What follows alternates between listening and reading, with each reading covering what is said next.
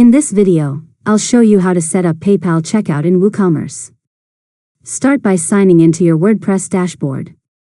Since Woocommerce runs on WordPress, you'll set up PayPal directly from your WordPress admin panel. Next, go to Plugins and click Add New. Search for the official PayPal Payments plugin for Woocommerce, then install and activate it. After that, navigate to Woocommerce, then Settings, and open the Payments tab. Find PayPal in the list of payment methods and click Set Up or Manage. Now click Connect to PayPal and sign into your PayPal business account. Follow the prompts to authorize the connection between PayPal and your Woocommerce store. Once the connection is complete, review your payment settings. You can enable features such as PayPal buttons, express checkout, and accepted payment methods, depending on your preferences. Next, save your changes and make sure PayPal is enabled as an active payment method.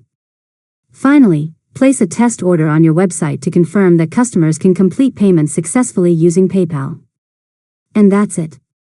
You've successfully learned how to set up PayPal checkout in Woocommerce.